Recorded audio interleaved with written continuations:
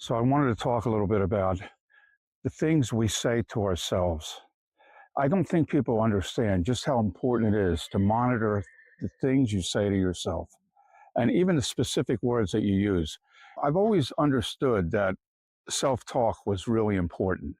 What it is you're saying to yourself matters. And since I became a hypnotist, I understand this that much more because really what we're doing is we're giving ourselves hypnotic suggestions that we're repeatedly telling ourselves over and over again.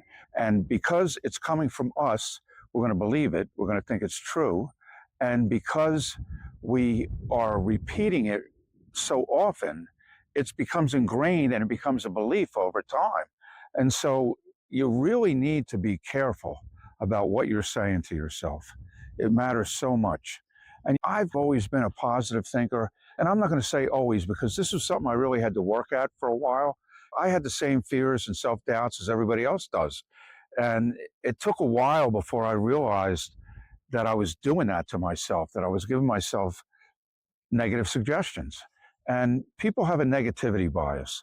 We do this because it's a self protective mechanism. We think that if we repeat our mistakes or warn ourselves about things we don't want, we feel like if we do it enough, then we're less liable to repeat the same mistakes. That's really not true. What we're really doing is, in effect, brainwashing ourselves into thinking that this is what the truth is. And it's not a useful thing to do. You know, a lot of the people that I talk to on a regular basis are very negative. And whether they're consumed with what's going on politically and unhappy about things, or whether their finances aren't where they want them to be, or just a worldview in general, they often have a very negative bias. I can think of a couple of people right off the bat that are just always looking for something to complain about.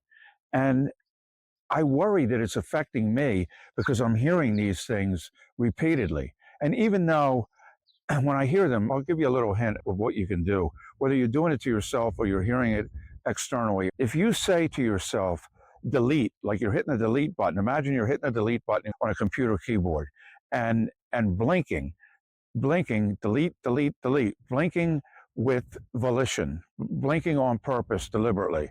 That will really negate what you just heard. And it's a useful thing to do because if it's left unchecked, it could slip in there. If it's left unchecked, it could slip in below your level of conscious awareness and it's going to work on your psyche. You really have to be aware of it. You really have to be watching for it, not just in yourself, but especially in yourself, but in other people as well. And I tend to try to avoid these people that are constantly negative, and I feel sorry for them. And sometimes I might point it out, but people usually aren't real receptive to getting criticized. And I don't mean to criticize, I'm just trying to let them know for their own good. Look, you're really not helping yourself. And forget about truth. Forget about what's true and untrue. We can we can argue what's true and untrue until the cows come home. That's not what's important. Number one, there's no definitive answer to what is actually true.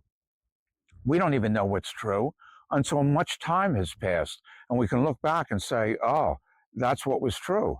But in the moment, it's hard to predict what's going to happen. And you might be able to take an educated guess of what you think is going to happen. And often you're going to be right. But forget about what's true. Ask yourself the question, is this thing that I'm saying, is this thing that I'm thinking, is this thing that I'm repeatedly saying to myself, is it useful? Is it taking me to be closer to the version of who I want to be? Because if it's not taking you closer, guaranteed it's taking you further away.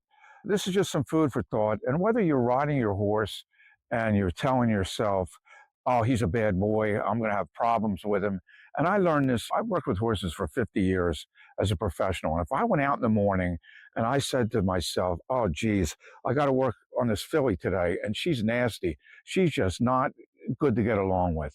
If I say that to myself, even though there might be some truth in it, it's going to jinx me. It's going to set things up much better if I start the day and say to myself, oh, Sally's on the list today of horses I got to work on, and she's getting better.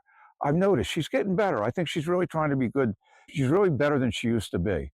If I go in with that attitude, I'm telling you, for whatever reason, things work out better. And I've tested it, and I know for a fact that my attitude going in before I even start the day is going to have an effect. It becomes a self-fulfilling prophecy. What you believe is you're more likely to get that outcome. Just some thoughts. Follow me for more. Tom O'Ryan, equestrianhypnocoach.com.